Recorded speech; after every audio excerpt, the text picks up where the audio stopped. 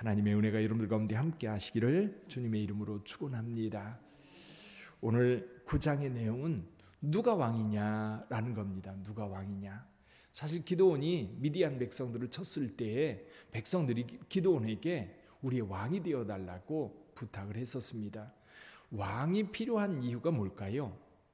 왕이 필요한 이유는요, 주변 나라들이 쳐들어왔을 때, 전쟁을 할 때 일사불란하게 움직여 그 백성들과 전쟁에서 다른 백성들을 구원하고 보호할 그런 왕입니다.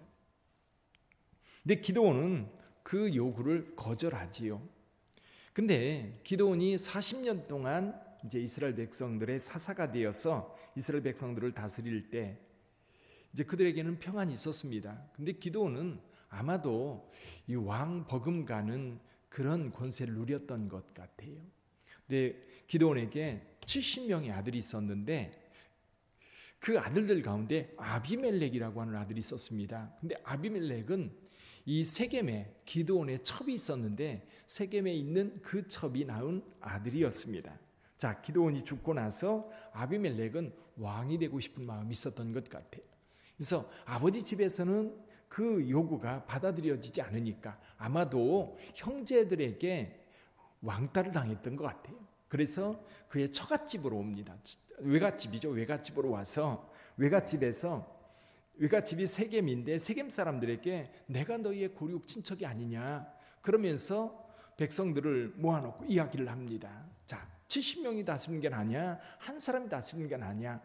그러면서 외갓집 식구들을 사람들에게 보내서 사람들에게 그렇게 이야기하도록 만들었던 겁니다. 그래서 여론을 형성해 가지고 세겜 사람들이 이 아비멜렉을 왕으로 세웠습니다. 근데 왕으로 세울 때에 그 자금이 어디서 났어요? 여기 보니까 4절에 바알브리 신전에서 은 70개를 가져다가 여기 경박하고 그리고 방탕하고 경박한 사람들을 사서 따르게 했다. 여러분, 기드온은 오히려 바알 신전을 헐고 하나님의 부름을 받아서 미디안을 물리쳤습니다. 근데 반대로 이 아비멜렉은 바알 신전의 돈을 가지고 왕이 된 거예요. 그리고 나서 그 경박한 사람들을 데리고 와서 자기 형제들이죠. 자기 형제들 70명을 한 자리에서 쳐 죽입니다. 근데 그때에 막내가 도망쳐 나와요. 막내 이름이 뭐예요? 요담이죠. 요담. 이 세겜에서 아비멜렉이 왕이 되었다는 소식을 듣고 이 요담이 여기 그 그리심산에 올라갑니다. 그리심산에 올라가면요 세겜이 한눈에 내려다 보이거든요. 거기서 목소리를 높여 여기 이야기를 하는데 이 요담의 우화라고 합니다. 요담의 우화. 이 나무들이 모여가지고 우리 왕을 뽑자. 그래서 제일 먼저 이 하루는 감람나무한테 가가지고 야, 너 우리의 왕이 되라. 그러니까 감람나무가 뭐라고 얘기해요? 감람나무가 그들에게 이르되 내게 있는 나의 기름은 하나님과 사람을 영화롭게 하나니 내가 어찌 그것을 버리고 가서 나무들 가운데에서 우쭐대리요. 그러면서 무화과나무, 포도나무. 근데 이런 나무들이 이야기하는 것은 뭐냐면 자기들의 사명이 있다는 거예요. 여러분, 왕이 되는 그 권력이 있는 그거보다도 그들에게 있는 사명이 더 중요하다는 것을 이야기합니다. 근데 아무것도 주변 사람들에게, 주변 나무들에게 아무런 가치가 없는 가시나무에 가서 이야기하니까 가시나무가 그들의 왕이 되겠다고 하는 거예요.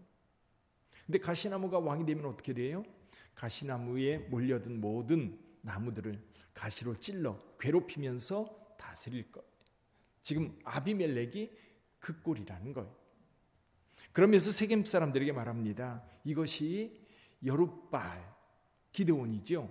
여룻바알이 미디안 백성들로부터 구원한 그 값이냐, 그 보답이냐.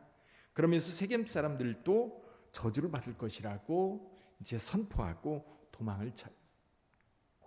근데 한 3년은 이 아비멜렉이 잘 다스렸습니다. 근데 3년이 지난 다음에 세겜 사람들의 마음이 돌아서요.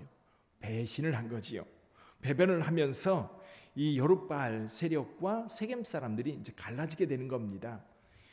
근데 이 갈라지게 된 이유에 대해서 23절에서 이렇게 말씀합니다. 하나님이 아비멜렉과 세겜 사람들 사이에 악한 영을 보내심에 세겜 사람들이 아비멜렉을 배반하였으니. 악한 영을 누가 보냈어요?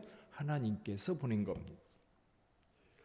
이유는 뭐냐면 24절에 이 아비멜렉과 세겜 사람들의 악함에 대해서 하나님께서 알고 계셨던 거죠. 한번 24절 읽어볼까요? 이는 여룻바알의 아들 70명에게 저지른 포악한 일을 갚되 그들을 죽여 피 흘린 죄를 그들의 형제 아비멜렉과 아비멜렉의 손을 도와 그의 형제들을 죽이게 한 세겜 사람들에게로 돌아가게 하심이라.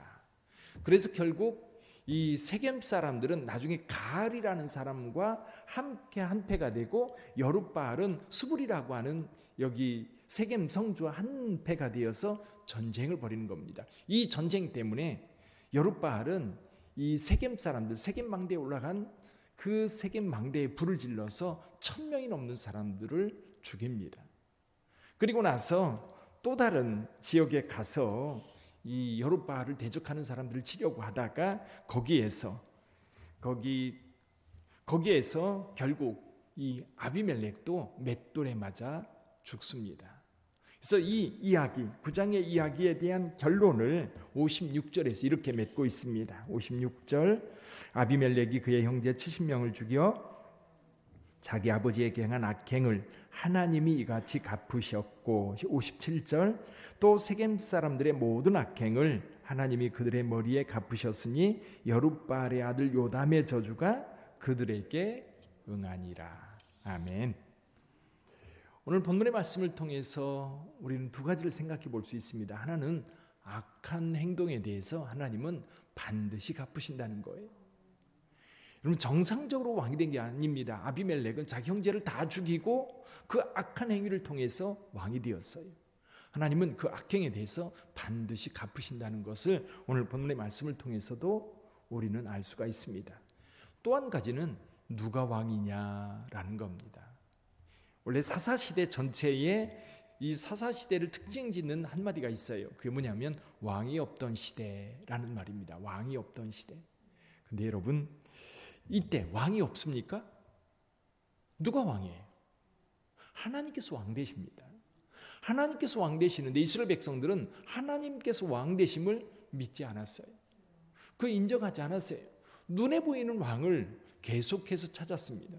근데 하나님은 분명히 그 백성들을 보호하셨고 그 백성들을 지켜주셨어요. 위기의 때에 그들의 기도를 들었고 위기의 때에 사사들을 세워서 그 백성들을 구원했던 겁니다. 그래서 분명히 하나님께서 왕이 되어서 그 백성들을 다스림에도 불구하고 이스라엘 백성들은 하나님이 없다고 생각하고 살았던 겁니다. 근데 오늘도 마찬가지죠. 우리의 왕 되신 예수 그리스도, 우리가 그분을 믿고 살아가는 줄 믿습니다. 왕 되신 예수님께서 우리를 지켜주십니다. 우리의 길을 인도하십니다. 우리의 길을 보호하십니다. 그 하나님, 그 왕 되신 예수 그리스도, 그분이 우리의 왕 되신 것을 분명하게 믿고 오늘 하루도 그 보호 속에 평안하게 사시기를 주님의 이름으로 축원합니다. 기도하겠습니다.